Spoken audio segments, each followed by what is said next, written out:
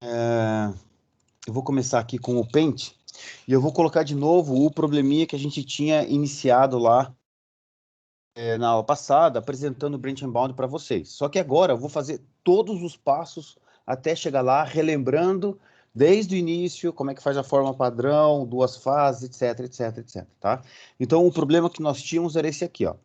Maximizar a função z igual a 5x1 mais 7x2 sujeito a... E aí nós tínhamos três restrições, tá? 12x1 mais 7x2 menor ou igual a 84, 5x1 mais 7x2 maior ou igual a 35 e x2 menor ou igual a 7. Tá? x1 e x2 maior ou igual a 0 e inteiro. Tá? Então, é isso aqui. Muito bem. O que a gente viu lá na aula passada, tá? Que o Branch and Bound, ele parte da solução relaxada. Ou seja, eu ignoro início, ignoro o fato dele ser inteiro, tá? Eu considero, obviamente, que as variáveis são sempre não negativas, né? E eu ignoro que eles são inteiros e acho a nossa solução inicial, que a gente chama de solução relaxada. Tá? Então, a gente vai começar a fazer isso de novo, a relembrar que para resolver, neste caso aqui, eu vou colocar ele na forma padrão. Tá? Na forma padrão. Forma padrão, 4 índices, 4 condições, tá? Eu uso a condição de max, não é mas, é max, né? De maximização como forma padrão por tudo aquilo que a gente viu em programação linear, aí quem viu tem que dar uma olhada lá nas aulas, mas eu uso sempre de maximização. As outras condições eram RHS, right hand side, o lado da mão direita sempre não negativo, então maior ou igual a 0, todos os valores independentes aqui, todas as restrições de igualdade e todas as variáveis não negativas, nesse caso aqui já estão. A única coisa que está faltando aqui é que todas as restrições de igualdade. Lembrando que para colocar na forma padrão, a gente tem que fazer o seguinte: toda vez que eu tenho uma desigualdade, eu vou colocar uma variável de folga, e se eu não tiver a identidade aqui nas colunas das variáveis de folga, eu já lanço mão de uma variável artificial e crio uma função objetivo artificial, tá? Para a gente usar o método das duas fases. Então, é isso que eu vou fazer direto já, e aí quem não lembra como é que faz isso, dá uma olhada lá nas aulas, mas eu vou fazer direto, tá?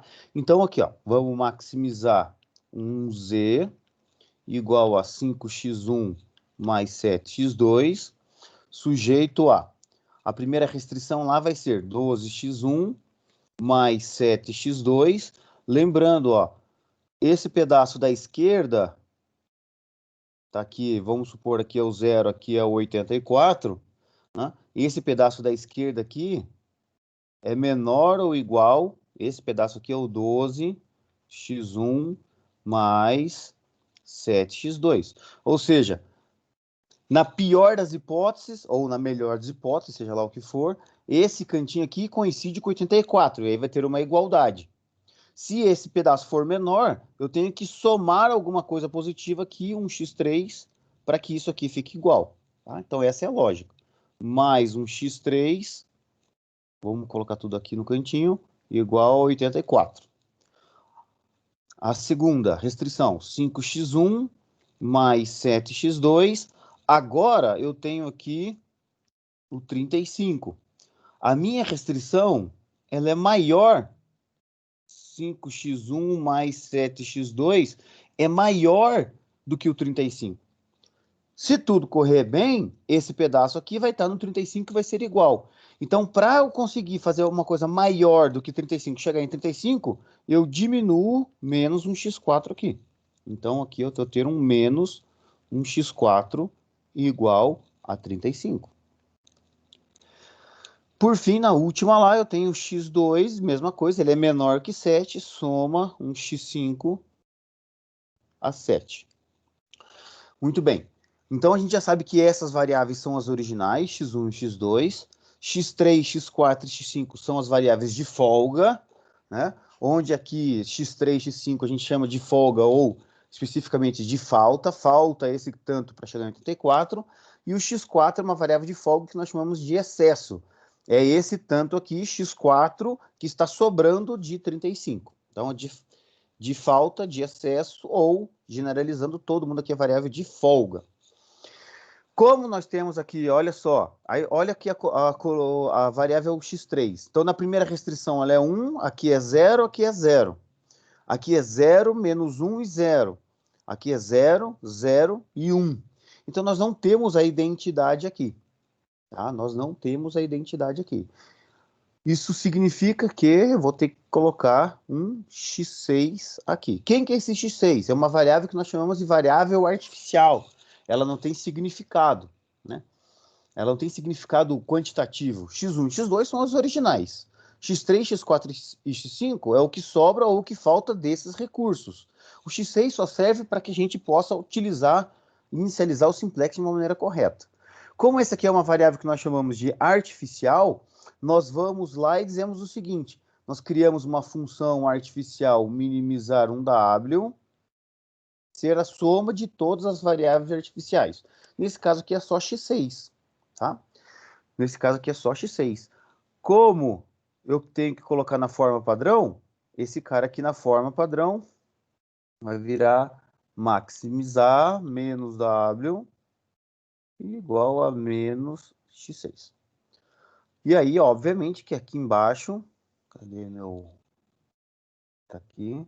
x1 até x6 maior ou igual a zero.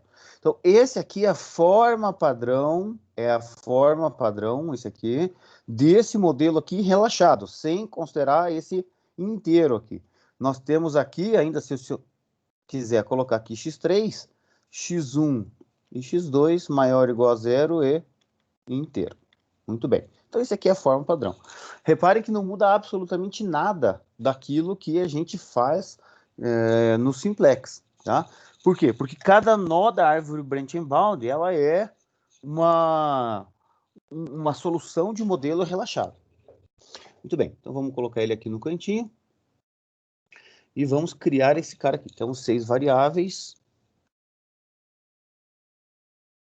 Vamos deixar ele aqui.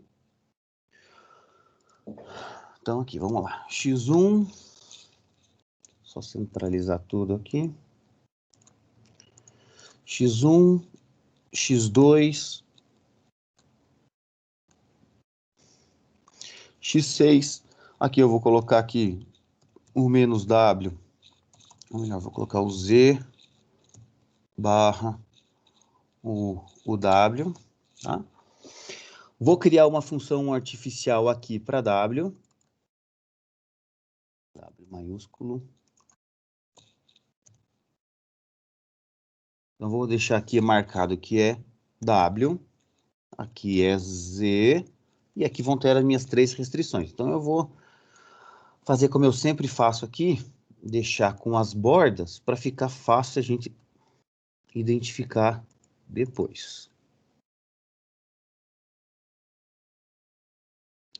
Borda externa, aqui. Borda externa, aqui. E aqui eu vou ter 3 restrições. Beleza, tá aqui. Muito bem. Então, agora eu vou transcrever. Lembrando que a gente tem, num modelo matemático, na hora que a gente faz modelo de programação linear, a gente tem 3 fases na modelagem. 3 fases na modelagem. A primeira fase é o modelo conceitual. No nosso caso aqui já passou, a gente chegou direto no modelo matemático. Não tem o enunciado, né?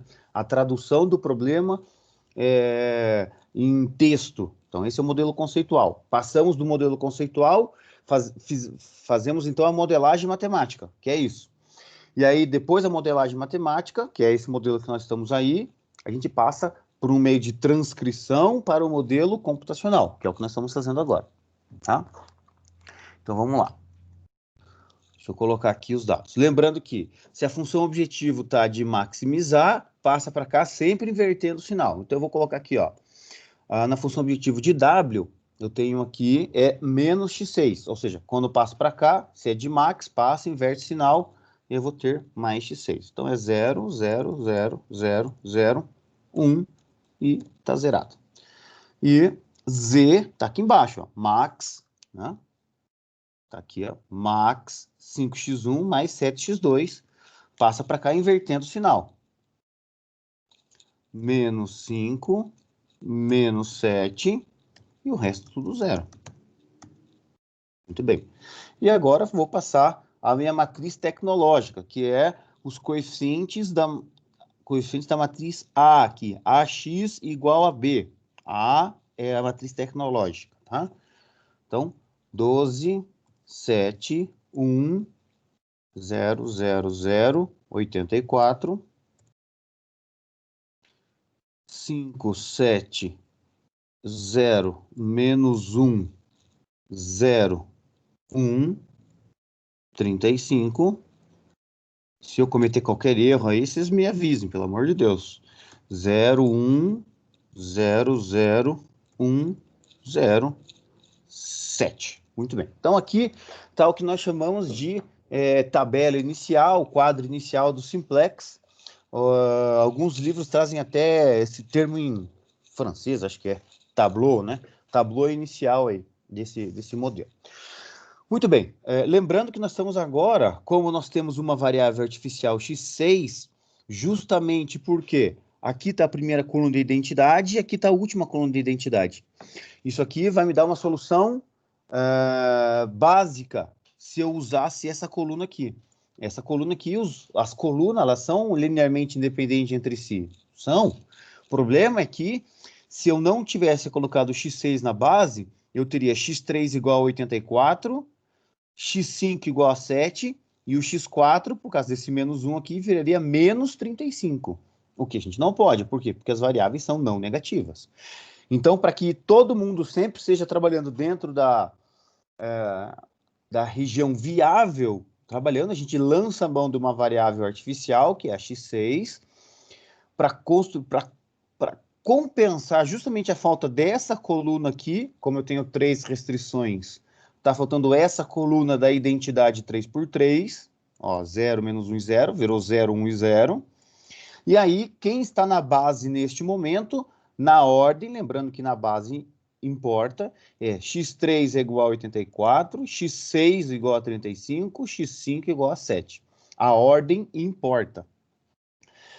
Logo, como eu tenho uma variável artificial na base, não existe solução ainda. Não existe solução ainda. Lembrando que, se eu vou fazer a otimização, eu termino todos os passos do simplex, e ainda restou uma variável artificial lá na base, que nós chamamos de fase 1 do método das duas fases, significa que esse problema é inviável. Ou seja, se eu saio fazer o simplex aqui, em relação a W, que é minha função artificial, e o x6 não sair da base, significa que esse problema é infactível. Tá? Então, é assim que a gente detecta um problema infactível. Muito bem. Uma vez que está tudo certinho, nós aplicamos o método das duas fases, que é, primeiro eu vou tentar minimizar esse x6, ou maximizar menos o W. Minimizar W ou maximizar menos o W é a mesma coisa. Quando que eu vou saber que isso aqui aconteceu? Quando eu zerar esse momento. Ah, professor, mas já está zerado aqui, ó. Z já vale 0. Tudo bem, mas aqui eu tenho uma base. Eu tenho uma solução, mas ela não é uma solução básica factível. Por quê? Para ter uma solução básica factível em relação à função objetivo artificial, que é a que eu vou olhar na primeira fase do método das duas fases, para fazer isso, eu tenho que ter em cima de cada coluna de identidade o valor 0. Então, aqui, beleza, tem o valor 0. No x5, beleza, tem o valor 0. Aqui eu não tenho o valor 0. Então, o que eu tenho que fazer? Forçar que esse cara seja 0. Como é que eu forço que esse cara seja 0? Simples, simples. Eu vou lá e faço uma operações por linha lá da álgebra. Ou seja, tudo que eu faço nessa matriz aqui, se eu fizer operações por linhas, né, que é somar uma linha com outra, somar a linha anterior com um múltiplo de outra linha, vira uma linha nova. Tudo isso deixa que a matriz total aqui seja uma matriz semelhante. E aí, o que eu fizer com uma é a mesma coisa que eu estivesse fazendo com a anterior. Tá? Então, é isso que a gente vai fazer agora. Muito bem. Então, vamos lá. Vamos copiar aqui. Ctrl C. Vamos colar aqui. Deixa eu puxar para cá. Agora já posso abrir aqui para a gente poder ter espaço. E aí o que eu vou fazer é que essa linha aqui vai ser a linha antiga menos a linha 2, que é que tem o 1 ali para a gente zerar. Vamos ver o que acontece. Muito bem. Na hora que eu faço isso, tá lá. Olha só o que aconteceu, gente. Presta bastante atenção. Aqui apareceu menos 5, aqui apareceu 1, zerei aonde que eu tinha que zerar, e aqui apareceu menos 35. Isso significa que, olhando agora para a identidade que eu tenho, se eu tenho 3 restrições, 3 colunas da matriz de identidade 3×3, onde em cima de cada coluna da identidade, na função objetiva que eu estou olhando nesse momento, está zerado, agora eu tenho uma solução básica factível. Significa que x3 vale 84, x6 vale 35, x5 vale 7. E a minha função objetivo w é menos 30, ou melhor, menos w, no caso, né? Vou até colocar aqui, menos w, aqui também, menos w. Menos w é menos 35, ou seja, w vale 35. Claro que w vale 35. W é igual a x6. x6 vale 35. Então, obviamente que w vale 35. Certo? Essas coisas a gente tem que estar esperto para ver se faz sentido a resposta que nós estamos obtendo. A cada passo, a cada conta. Tá? Bom, como é que acaba a primeira fase? Vamos voltar aqui. Pensa o seguinte comigo, lógica, de novo, revisando lá que a gente viu na terceira ou quarta aula lá de programação linear. Lógica. Bom, se a x6 é uma variável artificial, ela não tem nenhum significado econômico, ela não é uma variável original, ela não significa folga ou excesso de nenhum recurso das restrições. Se x6 é artificial, o que eu estou querendo fazer? Eu quero que o mais rápido possível x6 deixe de ter valor. Por quê? Porque se ele deixar de ter valor, significa que ele foi jogado fora. Significa que ele não influencia em nada na minha solução. Ótimo, maravilha, é isso que eu quero. É isso que eu quero, tá? Muito bem.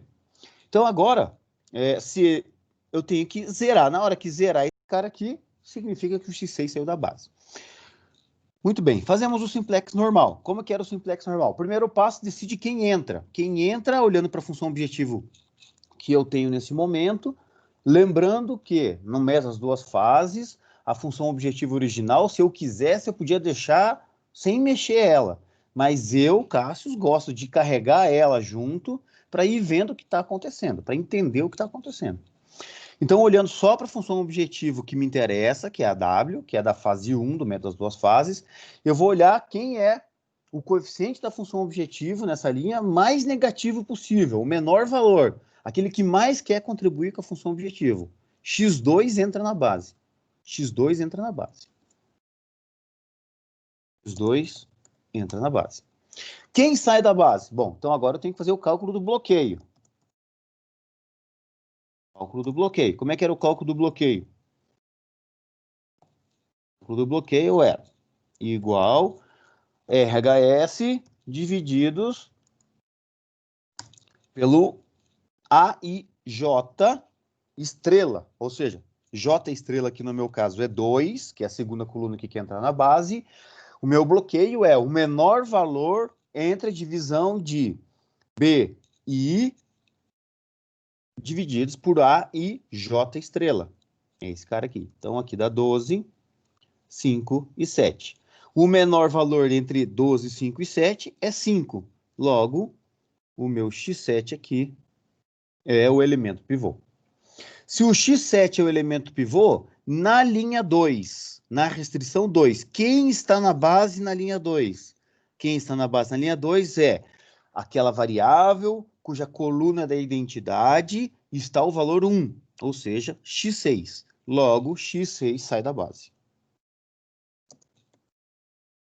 Muito bem. O que falta fazer agora? O pivoteamento.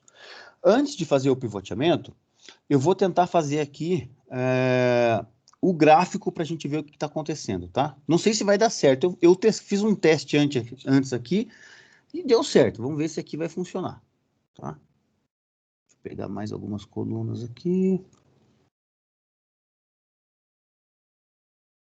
Deixar todo mundo bem quadradinho. Boa. Vamos ver se vai dar aqui, tá? Muito bem. Então, agora eu vou fazer aqui, ó.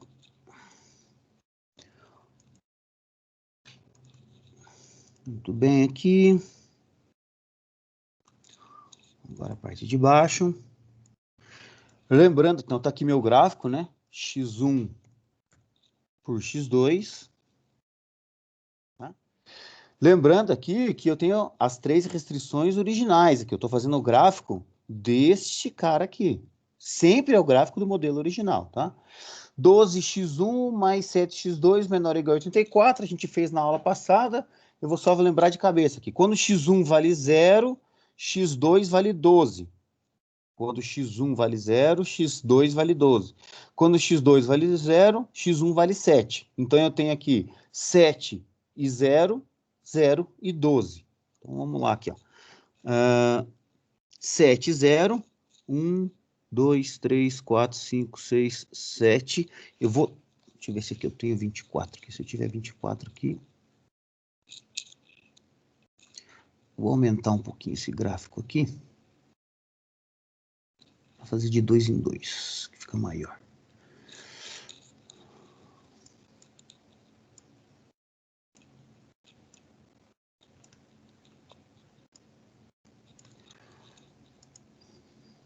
Muito bem. x1 e x2. Deixa eu colocar ali a tela em cima. Vamos ver aqui. Então, 7 para x1. Vamos voltar aqui, ó. 7 para x1, 0 para x2. Então, vamos pegar aqui 14. 13, 14. É esse pontinho aqui. Eu vou colocar um risquinho na direita só para a gente lembrar onde é que é. Tá? Então, é esse pontinho aqui. E 12 vai ser 24 para cima. Será que deu? Putz, faltou um. Vou baixar um aqui. Beleza, agora vai dar. Então, dou uma diminuída aqui. Olha lá, 24 lá em cima.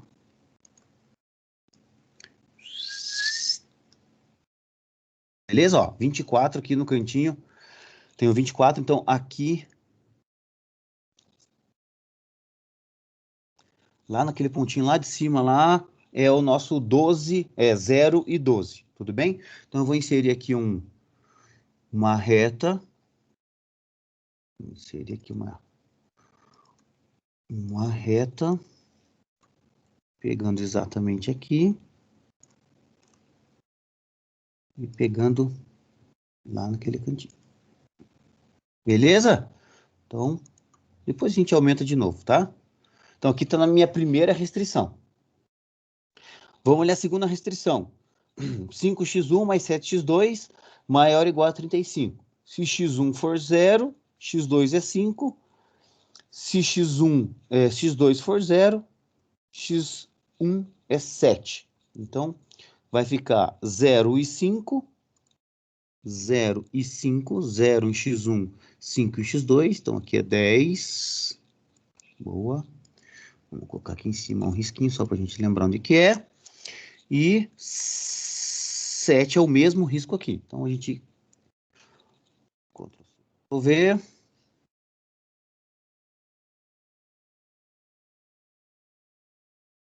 Tá aqui. E a última restrição que nós temos aqui é x2 menor ou igual a 7. x2 menor ou igual a 7 é uma reta. Vamos só ver onde que é aqui no 14. Que é boa. Então,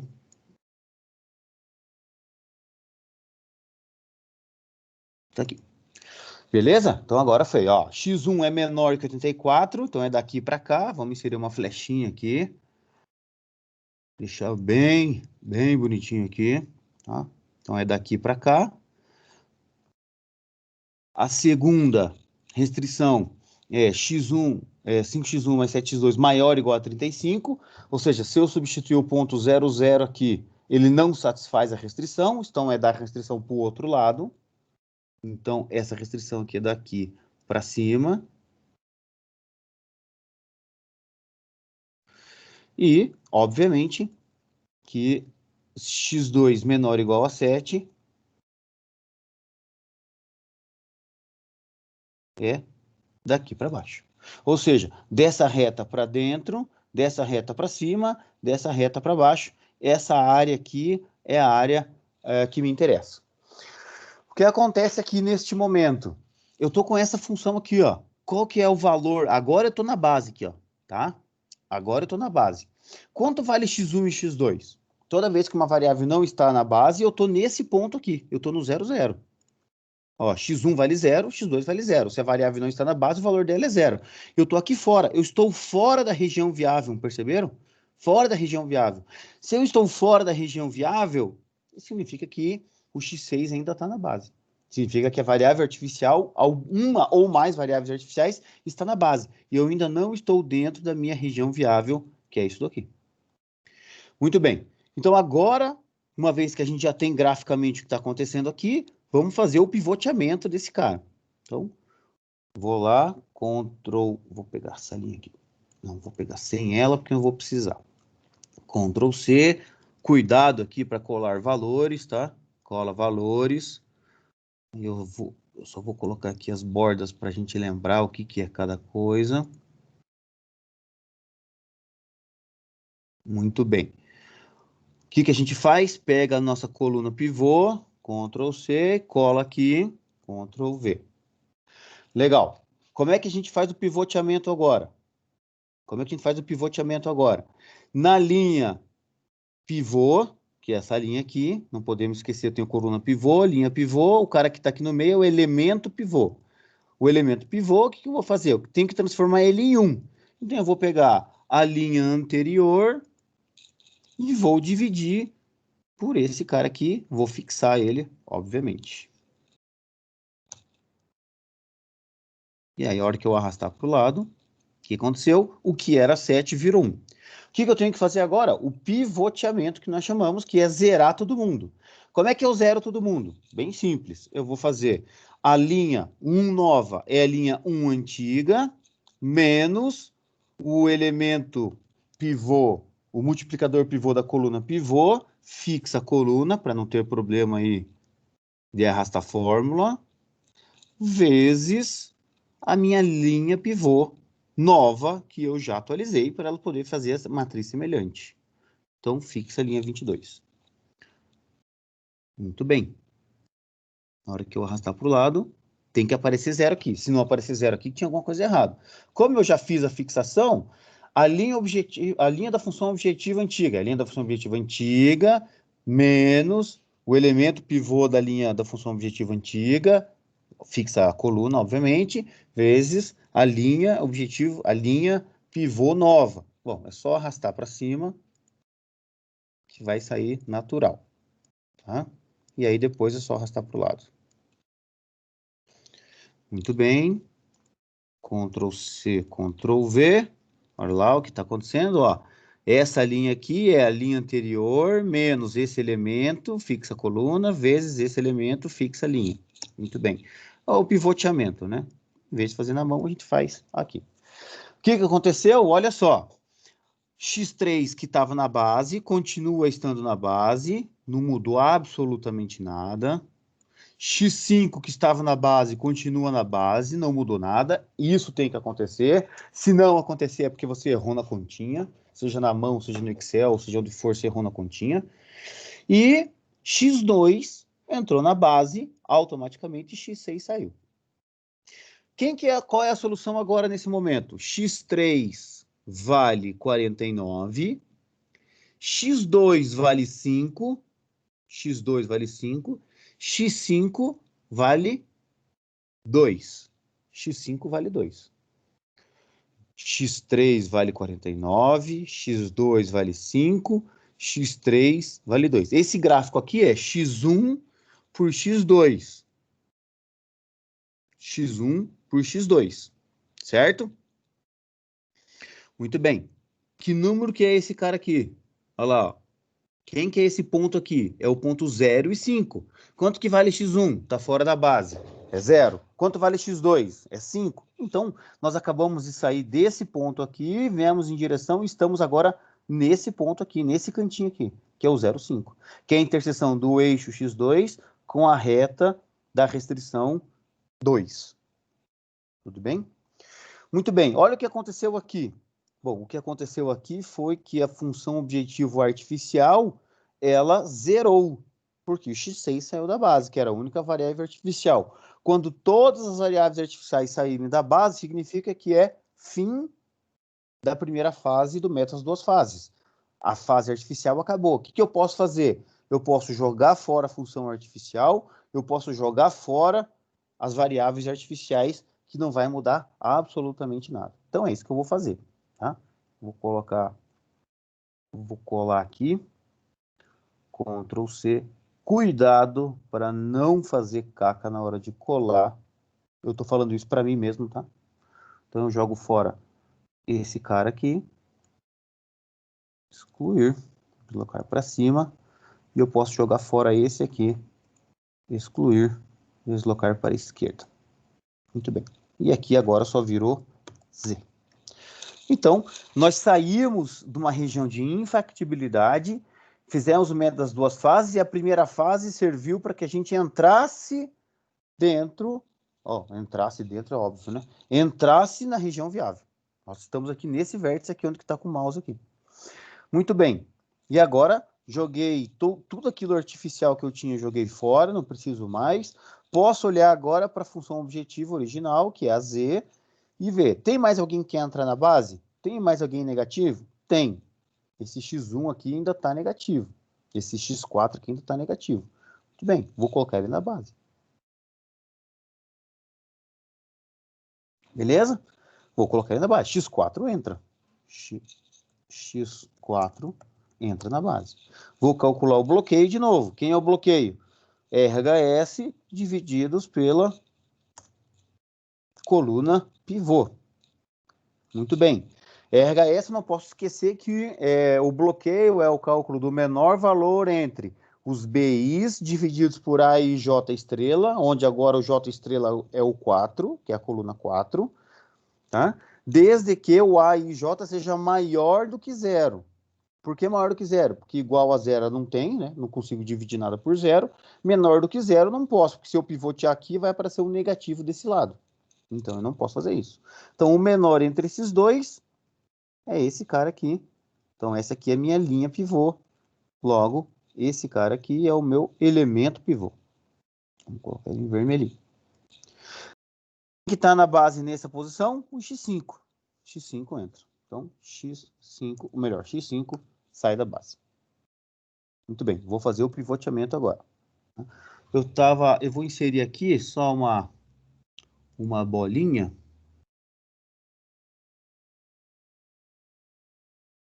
Vou deixar uma bolinha. E aí a gente vai deixar marcado aqui, ó, que a gente começou aqui, que x1 e x2 é 0. E agora a gente está neste ponto aqui, lá na região viável. Ó, nós saímos daqui, viemos para cá. Neste ponto aqui, nós estamos nessa bolinha aqui, tá? Então, agora vamos fazer o pivoteamento. Ctrl C, colar valores. Vou pegar a coluna pivô, vou colar aqui para me ajudar, me auxiliar. Primeira coisa que eu tenho que fazer é transformar o elemento pivô em 1, que é a coluna antiga, divididos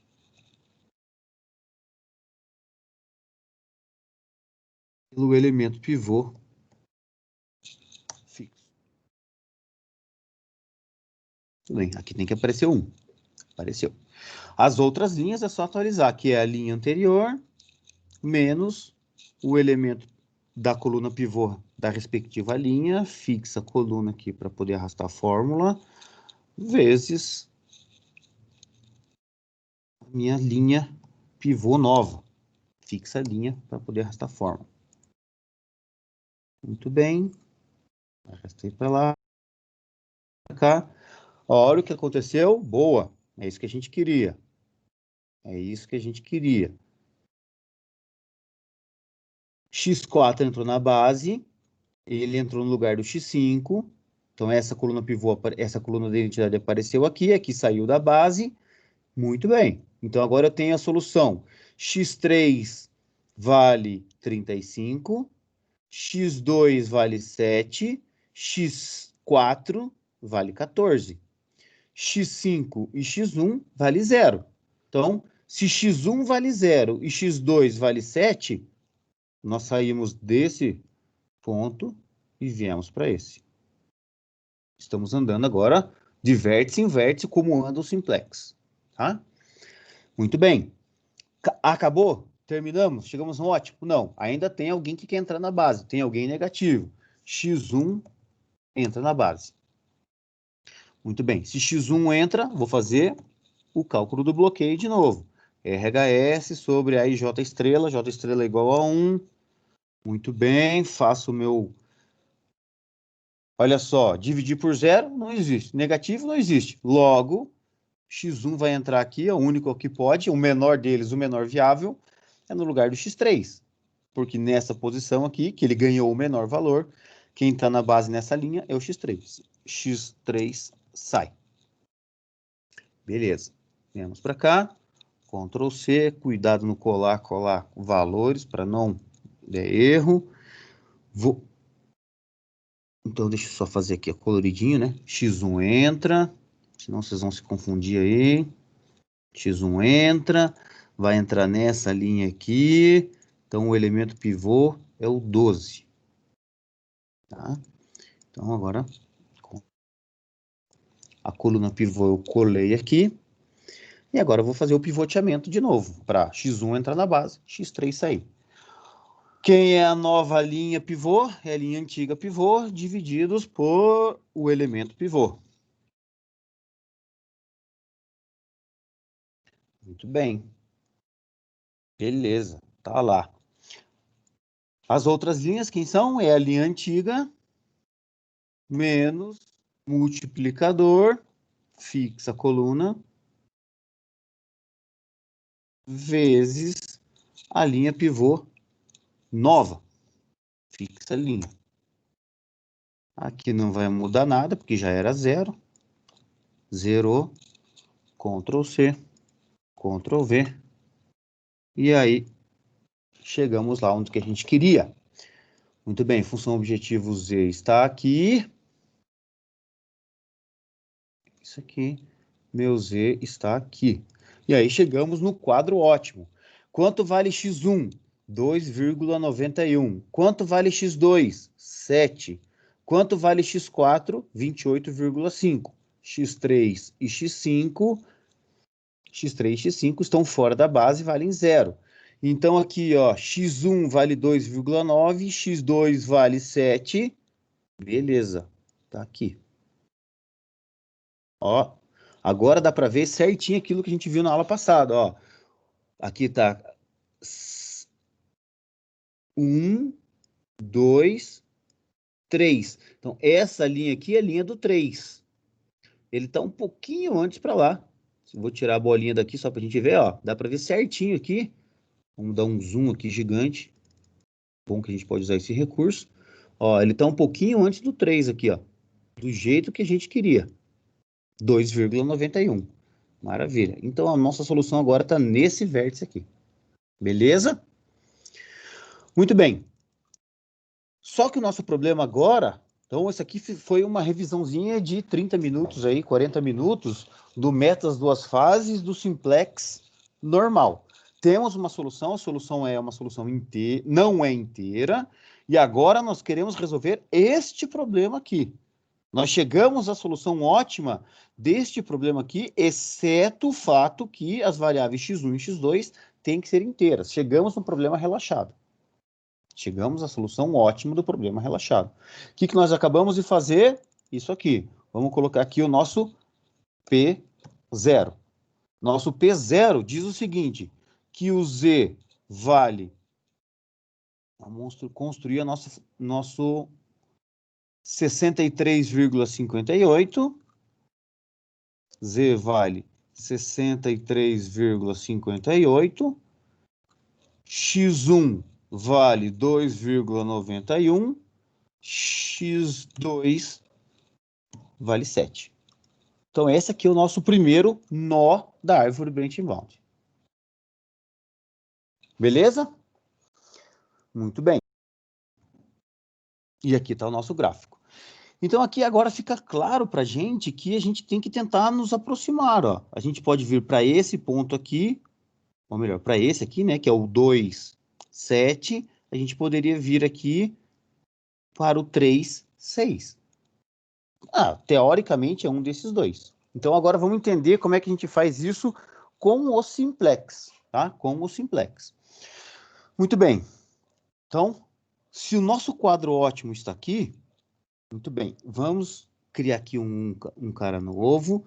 Eu vou pegar esse quadro simplex aqui, Ctrl C, vou jogar aqui para que a gente possa colar valores, trabalhar com ele aqui. Beleza? Centralizar todo mundo. Então, agora começou a metodologia Branch and Bound. Vamos começar a fazer. Eu tenho aqui no Branch and Bound, no original, um P0, dizendo que X1 é 2,9. Não pode. O que eu estou fazendo? Agora vai ficar bem claro aquele desenho.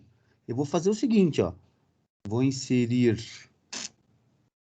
aqui duas retas. E o que a gente faz na primeira ramificação, no primeiro bound, é o seguinte. Deixa eu pegar ele aqui. Eu vou dizer o seguinte, ó. 1, 2. Tá aqui.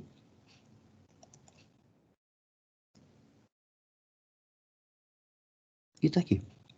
O que eu estou dizendo? Eu estou dizendo que aqui nesse meinho... Aqui, opa, não era para pegar isso. Nesse meinho aqui, mais esse triângulo aqui, tá? Não dá pra fazer. Eu estou jogando fora. Então, o que a gente vai dizer? Para o lado esquerdo, eu digo que x1 é menor ou igual a 2.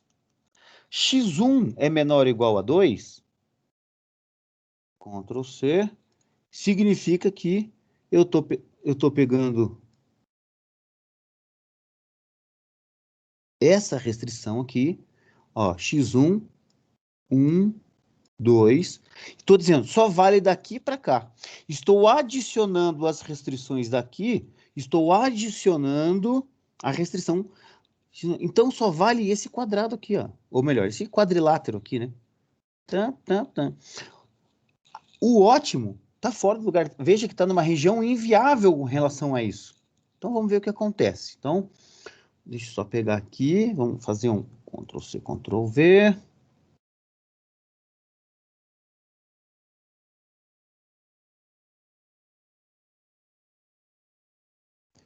Pronto. E do outro lado,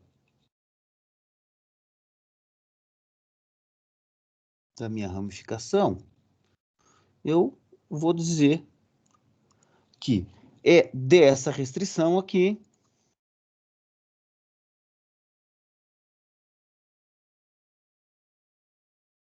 para o outro lado. Ou seja, o meu x1, deixa eu fazer na mesma altura aqui, fica bem bonitinho. O meu x1 aqui é maior ou igual a 3. Então, o que eu estou fazendo? Estou dizendo o seguinte, ó, pega aquela região viável inteira no Branch and Bound, deu 2,91. Tudo que tiver entre 2 e 3, não permita. Ou seja, diga que ou o x1 é menor do que 2, ou o x1 é menor do que 3. Jogue toda essa faixa aqui da região viável, esse triângulo aqui também, tá? Jogue tudo fora. Muito bem. E aí eu vou ter as novas soluções. Ctrl+C, Ctrl+V, Ctrl+V. Ou seja, aqui eu vou ter um P1, que eu não sei os valores, eu vou colocar. Também eu vou ter um P2, que eu não sei o que eu vou fazer. Então, agora, o que eu vou fazer? Eu vou inserir x1 menor ou igual a 2, eu vou inserir no P1. Como é que eu insiro? Eu poderia fazer tudo de novo, mas não vale a pena. O que eu vou fazer? Eu vou vir aqui no meu quadro ótimo. Esse aqui é o meu quadro ótimo do P0. E é assim que a gente faz computacionalmente. E vou inserir x1. Agora eu tenho que vir para cá. Muito bem. Vou fazer um arquivo novo aqui. Não, vou deixar aqui mesmo. Vamos supor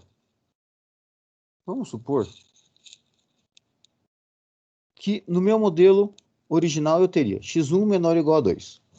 Isso aqui, vamos supor que estaria no original. Como é que eu colocaria ele na forma padrão? Eu teria que colocar x1 menor, eu não posso. Agora eu vou usar x6, já joguei fora, vou usar o x6 de novo, tá? Mais um x6 igual a 2. E é isso que eu tenho que fazer. Esse aqui, ó, essa aqui é a minha restrição na forma padrão para ser inserida lá no quadro ótimo. Pode colocar assim no meio? Claro que pode. Por que não? Então, vamos lá. x1 é 1, aqui é 0, 0, 0, 0. Opa, precisei criar uma variável nova. Vou inserir uma coluna aqui, que é a x6. Não tem nada desse x6 em qualquer lugar a não ser nessa restrição nova. Tem que ser igual a 2. Aqui. Escrever isso daqui, x1 mais x6 igual a 2, é a mesma coisa que escrever isso daqui. E aqui agora meu RHS aumentou um pouquinho. Legal. Porém, eu tenho que cuidar o seguinte, ó, x6, agora eu tenho 4 restrições. 4 restrições. Logo, a minha identidade tem que ser uma 4x4.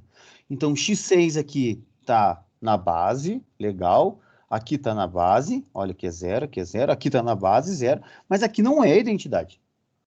Então, eu tenho que colocar esse cara na identidade para poder resolver. Para poder usar o simplex, eu tenho que estar com as condições corretas, que é a identidade aparecendo e 0 na função objetivo nas colunas de identidade. Como é que eu faço isso? Ctrl C, colar valores.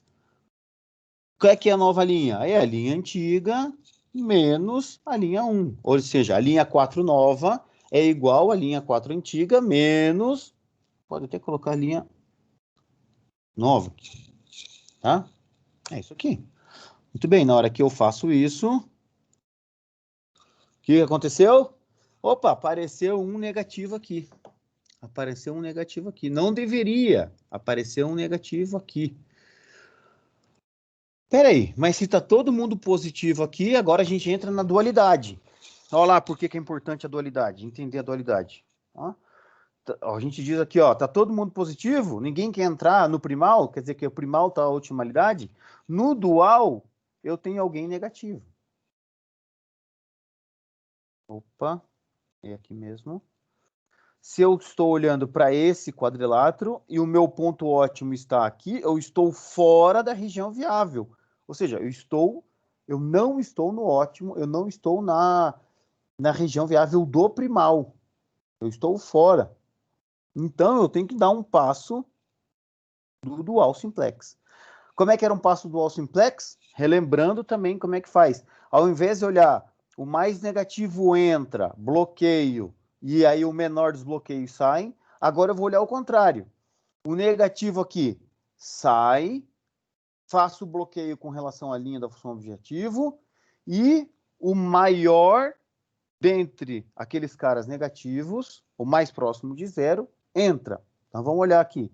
Quem entra na base? Agora, quem entra na base, ou melhor, quem sai da base? x6 sai, ó. x6 está na base, está o negativo. x6 sai. Agora o meu cálculo do bloqueio. Bloqueio agora é o meu CI divididos por A e estrela J. Estamos dando um passo do dual simplex. Só faz sentido eu fazer isso para as colunas que não estão na base, não faz sentido fazer para esses outros, tá? E agora, ao contrário do simplex normal, no dual simplex só vale a pena fazer com os caras A e estrela J negativos, ou seja, a minha divisão aqui é o bloqueio é o max da divisão entre CJ divididos por CI estrela J, tal que CI estrela J é menor do que zero. Não faz sentido aqui. Se eu transformar esse cara em 1, eu vou dividir, para transformar esse cara em 1, eu tenho que dividir ele por um número positivo. Um negativo por um positivo vai continuar negativo, não resolve o meu problema. Eu tenho que estar com todo mundo positivo aqui, eu tenho que estar com todo mundo positivo aqui. Ou seja, eu preciso de um cara negativo aqui. Quem que eu vou pegar? Sempre aquela que é a divisão vai dar mais próxima de zero. Ou seja, a maior divisão negativa. Tá? Então, esse cara aqui é o nosso elemento pivô novo. Ou seja, aqui vai sair, pelo cálculo do bloqueio, esse cara vai entrar. Logo, esse aqui é o elemento pivô. Porque daí, se ele é negativo, para transformar em 1, divido por um negativo. Se eu dividir todo mundo por um negativo, onde tem zero vai continuar zero, onde tem 1 vai dar negativo, mas o lado direito aqui vai me dar um número positivo, porque eu vou dividir negativo por negativo, vai dar um positivo. Como é que faz o pivoteamento? Do mesmo jeito, sem problema nenhum. Ctrl C, colar valores, e a mesma coisa. Vou pegar a coluna pivô, Ctrl C, vou colar a coluna pivô aqui, e o pivoteamento é exatamente igual, tá? Quem que é a linha nova? A linha 4 nova. É a linha 4 antiga, divididos pelo elemento pivô fixado.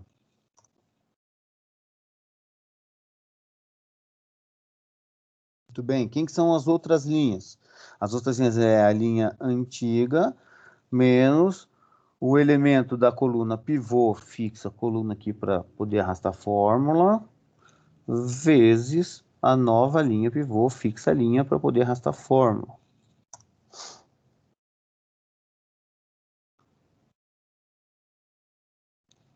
Muito bem. E chegamos lá no valor de quem está na base. Vamos dar uma olhada nesse cara aqui. Quem está na base? x1 vale 2, x2 vale 7, x4 vale 24, x3 vale 11 e z vale 59. Então, agora eu venho aqui e digo que z vale 59, x1 vale 2, x2 vale 7. Vou colocar esse cara com uma outra cor aqui, ele com, sei lá, com um verdinho. Vou pegar uma bolinha dessa aqui, Ctrl C, Ctrl V, e vou pintar ela de verdinho também. Acho que era esse verdinho, né? 2 e 7. Então, a solução do meu P1 aqui é esse vértice aqui. Você veja que continua sendo um vértice da região viável, porém da região viável acumulada do original, mais a restrição que está para cá. Ou seja, dentro do branch and bound, eu vou fazer o branch, que é a ramificação, que é pegar a solução ótima anterior, vou inserir a restrição, vou inserir essa restrição. Tenho que colocar essa restrição no formato do simplex correto, não posso esquecer disso.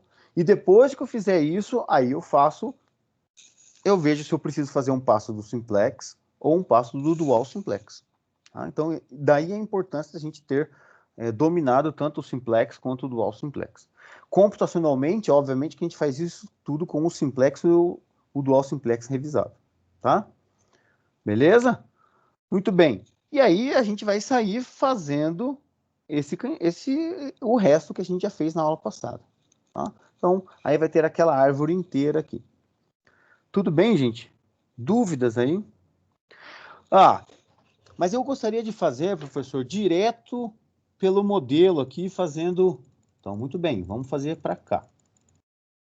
Vamos chegar aqui e vamos fazer agora x1, x2, uma coluna e aqui z. Vamos fazer agora pelo software, que é como vocês têm que fazer a lista aí de exercício. Aqui vai estar a minha... Vamos ver, vai estar aqui.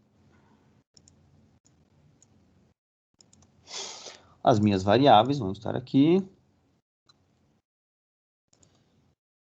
Agora vamos usar o solver do Excel, tá? Muito bem. Não, vou olhar até direto aqui para a gente construir a árvore branch bound inteira agora usando o solver do Excel ou qualquer software que vocês queiram, tá? 5 e 7, então aqui agora está 5 e 7. A outra restrição é 12, 7, 5, 7, 0, 1. Então é 12 e 7, 5 e 7, 0 e 1. Aqui eu vou ter o meu somar produto. Somar produto. Minhas variáveis. Deixa eu fazer para cá um pouco. Deixa eu colocar isso aqui mais por meio. Beleza? E vou aumentar um pouquinho aqui para vocês enxergarem bem, tá? Então, aqui a gente vai usar o solver do Excel. Então, somar produto não é nada, nenhum segredo para ninguém. As minhas variáveis, vou fixar as minhas variáveis, ponto e vírgula. Fiz a minha linha respectiva. Muito bem. Aqui estão o meu lado esquerdo. Sabendo que se essa aqui é a função objetivo, esse aqui é o valor da minha função objetivo. Agora a restrição. Não podemos esquecer aqui, ó, menor ou igual, maior ou igual, menor ou igual. Então, vou colocar aqui, menor ou igual, maior ou igual, menor ou igual. Para que serve isso aqui mesmo no modelo? Para nada, só para lembrar, só para me lembrar o que tinha que acontecer, para eu poder inserir certo. 84, 35 e 7. 84, 35 e 7. Então, aqui está o modelo agora computacional. Tá o modelo computacional.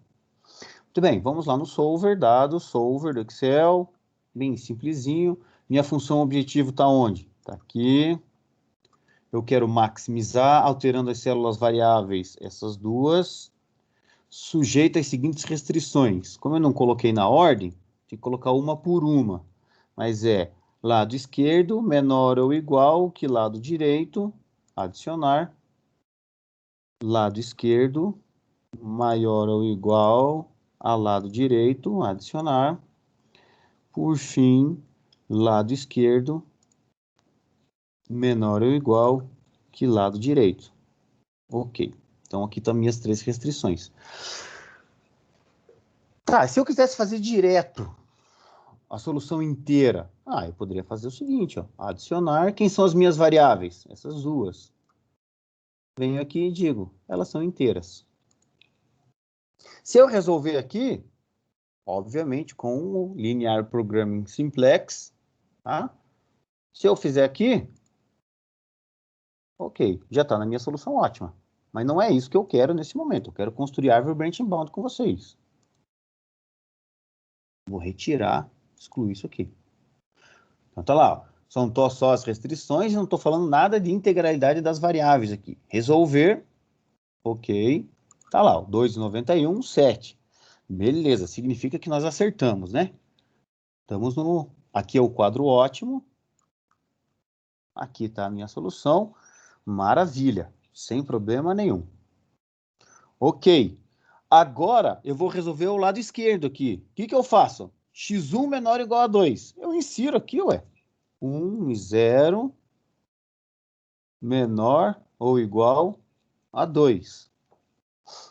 Muito bem, vou lá no solver. Vou até tirar aqui. Vou lá no solver e insiro essa restrição. Esse lado menor ou igual que esse lado. Alguém pode estar... Ok.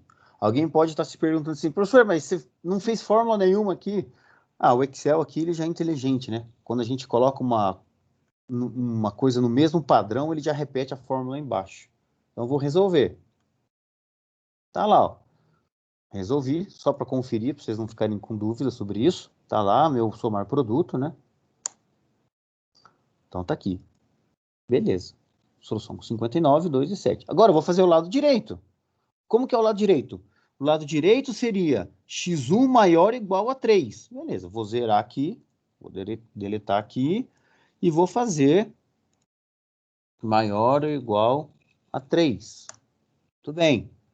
Eu venho aqui, nessa linha aqui é a linha 13 e vou alterar. Lado esquerdo no mesmo lugar, maior ou igual ao lado direito está no mesmo lugar. Ok, alterei. Resolver.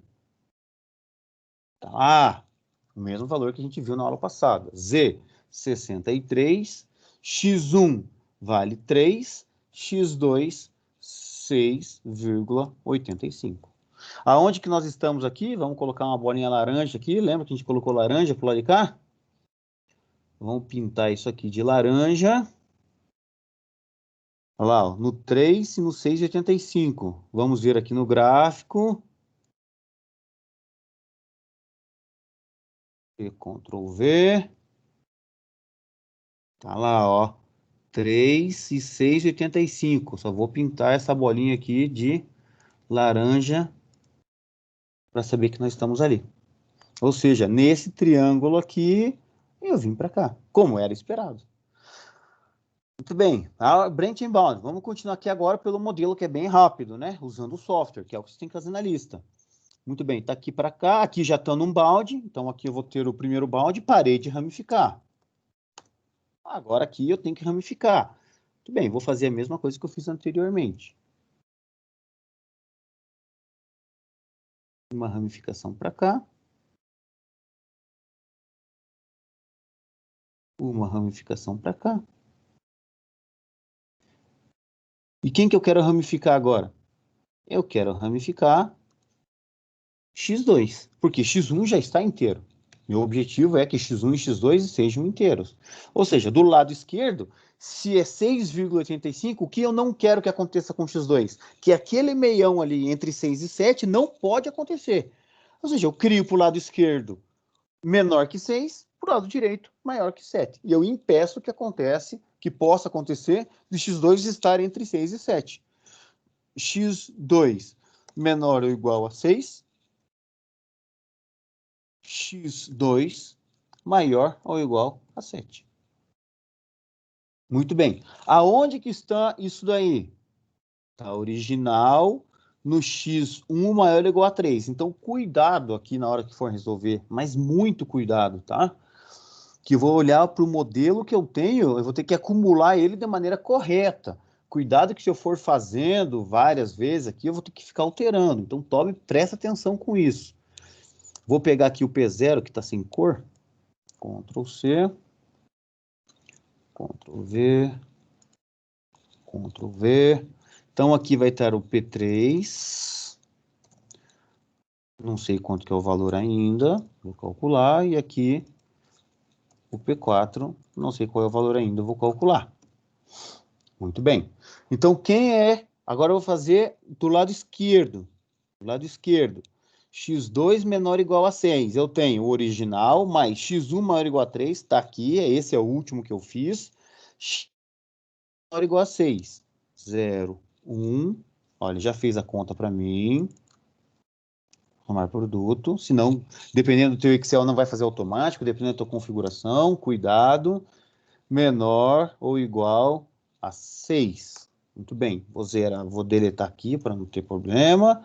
E vou lá, os dados, over, e vou resolver esse cara. Vou adicionar uma restrição. Menor ou igual a 6. Ok, vou resolver. Solução, Z igual a 59,5, x1 vale 3,5, x2 vale 6, como esperado. O que eu posso fazer? Agora entra aquilo que a gente estava conversando no final da aula passada, que agora eu vou reforçar com calma. Agora vamos entender política de ramificação, lógica de ramificação. Neste exato momento, imagine computacionalmente, você está programando lá. Essa mesma lógica a gente usa depois para os métodos de relaxação, tá? Para aqueles modelos grandes, para sair uma tese de doutorado maneira, para sair um artigo bom, quando a gente vai estar aplicando o branching cut, para sair uma dissertação de mestrado, assim, ó, porreta, para a gente publicar. A gente vai começar a manipular essas ramificações. Vai começar a manipular essas ramificações, principalmente quando nós tivermos problemas binários. Muito bem. Então vamos dar uma olhada no que está acontecendo aqui. Neste exato momento, eu tenho um bound, eu resolvi um cara que eu posso ramificar, porque o valor da função objetivo dele é melhor do que o meu bound, ou seja, pode acontecer uma ramificação aqui que vai ter essa e o bound, ou seja, eu posso encontrar uma solução aqui melhor do que o 59 inteira, eu não tenho certeza disso ainda. Fiz a primeira ramificação, ele deu um valor, deu um Z melhor do que o bound, ou seja, se eu ramificar esse cara, a minha solução vai ser pior ou igual a 59,5, porém, pode ser que ela seja maior que 59, eu não sei ainda. E aí, eu teria a seguinte ramificação. Vamos fazer isso aqui agora. Ctrl+C, Ctrl+V. Vamos pegar isso aqui. Ctrl+C, V. Tudo bem. Vou pegar esse P4 que está vazio, que é mais fácil, e vou inserir aqui. Ctrl+V, Ctrl+V. Então, eu vou ter aqui, por exemplo, eu poderia ter aqui um... E aqui, um P6. Veja, este é o cenário do momento do branch and bound. Agora, a gente pode começar a pensar, visualizar com um pouco mais de clareza as políticas de ramificação. Eu posso resolver ele por largura. Ou seja, eu fiz uma largura, abri um branch, resolvi a largura inteira. Se eu largura, significa que eu tenho que resolver a linha inteira. Eu poderia ter resolvendo aqui, ó, o P1 também poderia ter ramificado. Então, na minha primeira linha, no meu primeiro branch, teria o P1 e P2. Supondo que o P1 também fosse ramificado, eu teria P3, P4, P5, P6. Se eu faço uma exploração da árvore branching bound por largura, eu teria que fazer todo mundo dessa segunda linha. Neste caso aqui, todo mundo.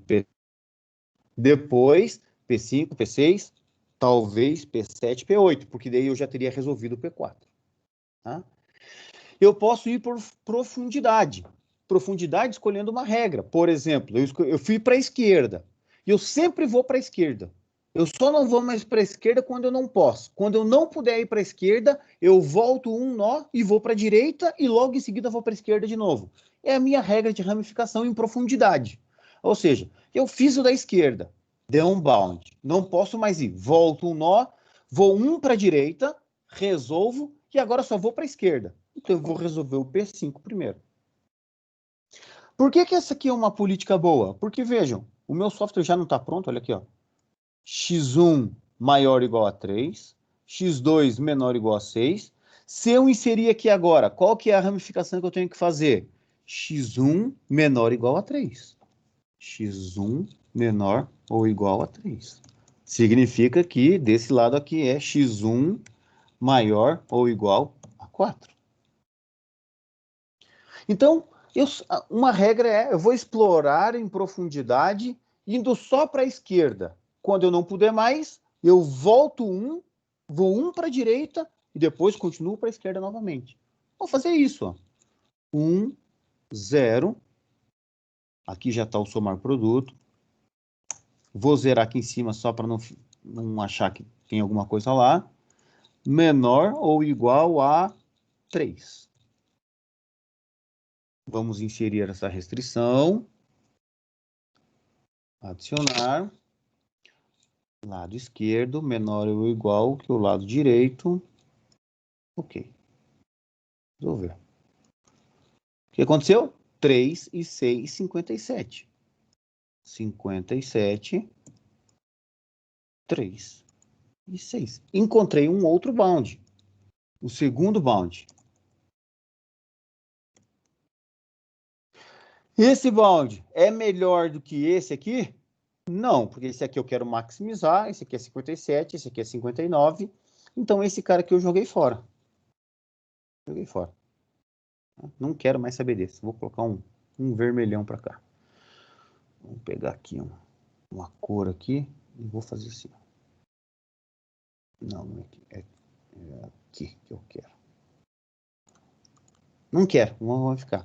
Pera, mas aonde que está essa solução aqui? Agora vamos olhar lá na árvore branch and bound. O que eu estou fazendo? Então, a gente tinha aqui, no P2, o x1 maior ou igual a 3, ou seja, eu estou nesse triângulo aqui. Aí depois eu inseri, deixa eu só puxar isso aqui para cima, beleza. Eu inseri x2 menor ou igual a 6. Então, vou pegar aqui. Ctrl C, Ctrl V. Significa que eu estou nessa restrição aqui, ó.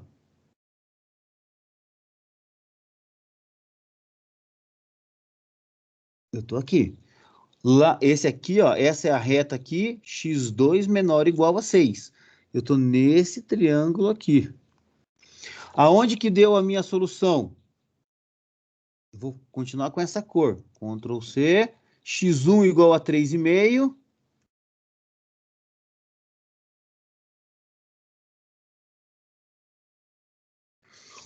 Lembra que aqui, ó, 2, veio para cá. 3,5, ó, aqui era o 3, 3,5, tá aqui, 6. É esse cara aqui. Esse aqui dá o 59,5. Eu tô nesse cidadão aqui, nesse cantinho aqui.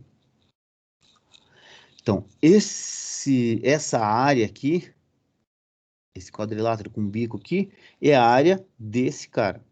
Muito bem, quando eu venho para baixo, eu tô aqui e digo o seguinte, x1 é menor ou igual a 3. Então, eu tô aqui menor ou igual a 3. Eu tô em cima dessa faixa. Ou seja, nesse cara aqui, vamos pegar aqui, Ctrl C, Ctrl V. Eu vou pegar ele, eu vou reforçar.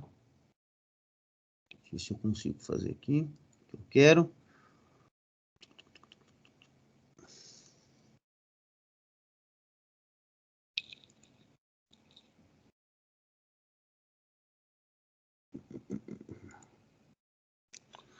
Não vou conseguir fazer aqui. Eu quero deixar ele mais grosso, tá? Depois eu faço isso. Aqui, não. Então, eu estou em cima que é aquilo que a gente falou. No momento em que eu fiz aqui x1 menor ou igual a 3, em algum momento eu tinha maior ou igual a 3. É daqui para a direita. Dessa reta, em cima da reta, para a direita, dessa reta aqui. E agora, aqui embaixo eu falo, ele tem que ser para lá e tem que ser para cá. Ou seja, só pode ser esse pedacinho aqui. É só esse pedacinho aqui, é esse segundo bound aqui. Aí nessa solução, aonde que eu tô? E nessa solução, era isso que eu queria.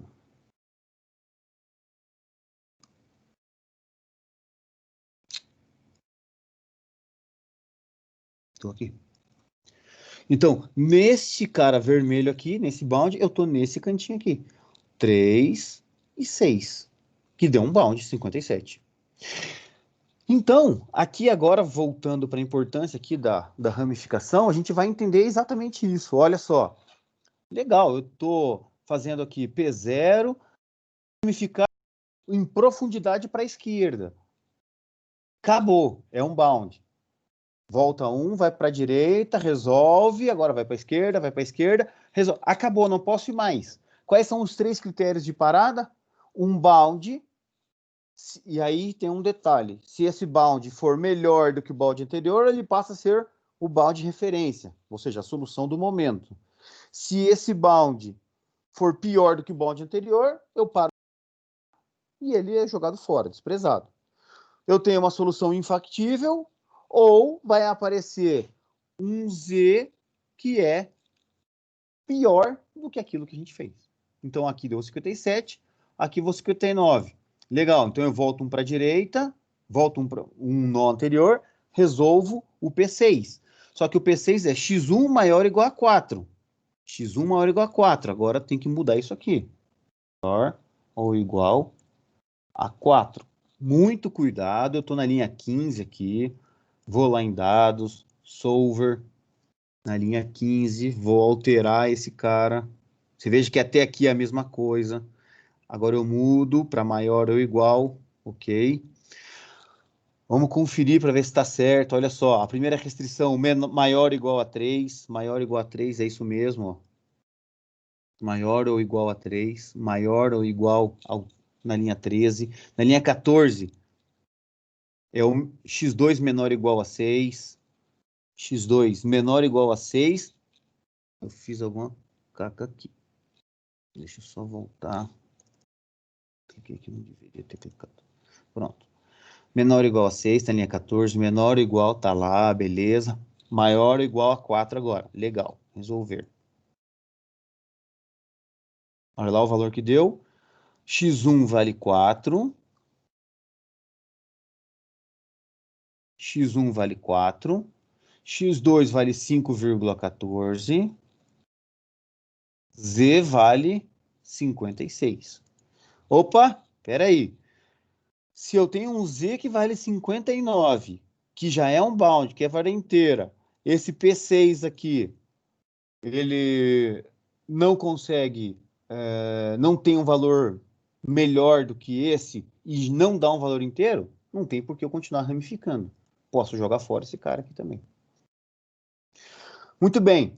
Só que agora eu já fui para o lado. Se eu estou no lado direito e eu paro de ramificar, eu volto 2 nós. Eu consigo ir para o lado direito? Sim. Então, agora eu faço. Então, aqui eu estou explorando ele em profundidade. Uma regra, por exemplo, a regra do lado esquerdo. Só que esse profundidade agora, olha só, tenho que cuidar, porque é original, x1 maior ou igual a 3, está aqui, e aqui vai mudar o x2. x2 maior ou igual a 7. E essa restrição aqui deixa de existir. Então, lá no meu solver, eu tenho que tomar cuidado com isso. Nessa restrição, que é na linha 14, eu tenho que alterar para maior ou igual. E nessa restrição da linha 15, eu tenho que excluir. Porque eu estou aqui ainda. Então, essa lógica da profundidade, da largura, tem que tomar cuidado com aquilo que você está inserindo no momento das coisas. Vou resolver. O solver não encontrou uma solução viável. O que aconteceu? Meu problema é infactível. Então, aqui é infactível. Se é infactível, significa que esse cara... Infactível, não. É infactível. Muito bem. Vamos diminuir um pouquinho aqui, só para a gente ver o panorama geral. Tá aqui, obviamente, né? Se esse cara aqui é maior ou igual a 7, não tem como, né? Obviamente que ele não vai estar... Porque eu já estou aqui embaixo, né? Então não tem como eu jogar lá para cima, não tenho nada aqui, ó. Eu não tenho nenhuma região viável aqui, nunca tive. Muito bem, então assim, o que é importante a gente entender do branch and bound para o futuro? Para que a gente possa fazer os algoritmos que vêm fazerem sentido, porque eles são muito mais fáceis, né? O que a gente tem que aprender nas outras disciplinas que vão vir de programação, entender que o branch and bound, ele tem regras de poda de nó. Então, o que é o branch? O branch é a ramificação de uma variável que deveria ser inteira e não é.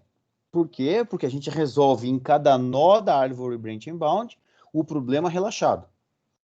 Ou seja, o branch and bound nada mais é do que uma forma de eu ir eliminando regiões que não são interessantes no momento. Regiões onde que as variáveis vão ser não inteiras ou contínuas. Tá? Então, a primeira coisa que eu tenho que fazer é entender que eu vou escolher sempre uma variável por vez para ramificar, qualquer uma, tá? Existe a regra lá do 0,5, mas é só uma sugestão. Então, qualquer variável, uma única por vez.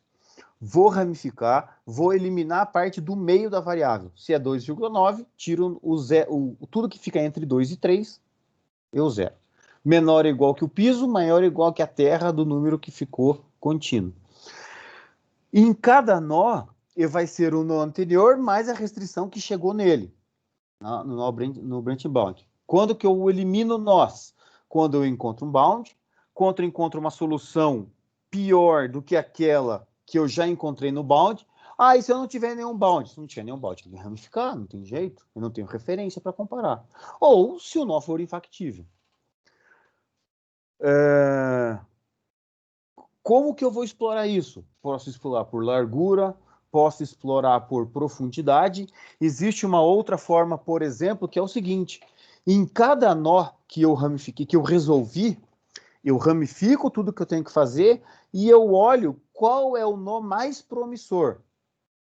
Qual é o nó mais promissor? Como que é assim, professor? Então eu vou olhar. Lembra que a gente estava numa situação onde que o P3 aqui estava resolvido e eu poderia resolver o P5, eu poderia resolver o P6 ou eu poderia resolver o P4? Então, nessa situação, o que que eu faço? Eu olho sempre para todos os nós que eu ainda tenho a resolver e vejo qual é aquele mais promissor. Isto é, eu vejo aquele que tem o nó raiz, o nó pai, com o maior valor possível. E eu vou resolver aquele. Eu vou resolver aquele. Tá? E aí, se tiver os dois ramos para resolver daquele, escolhe um, ou o lado esquerdo ou o lado direito. Não tem problema nenhum. Eu vou sempre olhar para o nó mais promissor, independente de onde está a árvore, para o nó mais promissor, e se tiver duas ramificações ainda a serem resolvidas, eu vou resolver o do lado esquerdo ou do lado direito, escolhe um deles. Então, isso é uma regra. Isso é uma regra. Eu posso resolver a regra sempre olhando um misto. Para cada largura, eu faço a ramificação sempre do mais promissor. Ramifico naquele lá e resolvo aquela ramificação. Aí eu vou olhar para o nó mais promissor, ramifico aquele lá e faço por nível. Tá? Então, existe agora formas de você explorar essa árvore branch and bound, que vai fazer a aceleração da tua solução ou não. Tá? Então, se eu quero, por exemplo, a viabilidade, em geral, quando a gente faz uma ramificação por profundidade, eu encontro a factibilidade, né? A factibilidade eu encontro mais rápido, em geral, em profundidade. Eu encontro um valor inteiro em profundidade melhor.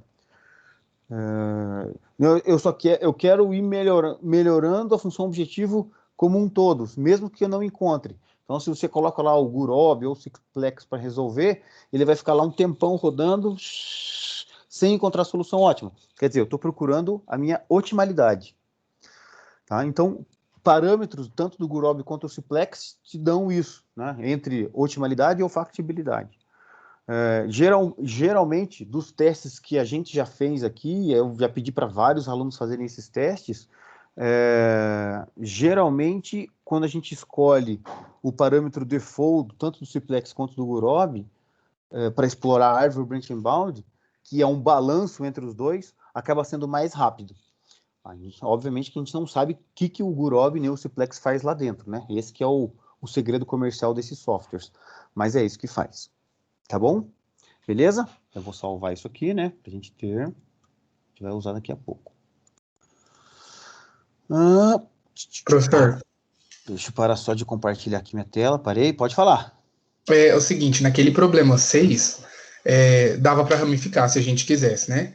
Só que aí você disse que, no caso, como a gente já tinha um primeiro bound, que tinha uma solução melhor, no caso, a minha pergunta é assim: se eu pegasse essa ramificação aqui, e no caso ele deu um Z igual a 56, se eu ramificasse, eu posso afirmar que esse Z seria cada vez menor? Cuidado só para usar a palavra menor ou maior. Eu prefiro que você use a palavra pior ou melhor. Por quê? Porque aqui é de maximizar. Então, o que é pior para maximizar? É diminuindo. Tá? Então, eu sim posso afirmar que a solução a cada nó do branch and bound, toda vez que eu ramificar, a minha solução vai ser igual ou pior.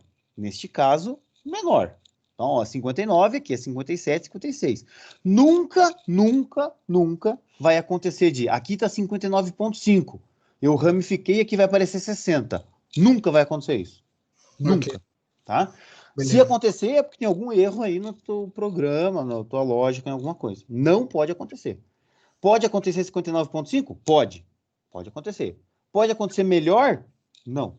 Não pode acontecer. Ok. Tá? Valeu. Beleza.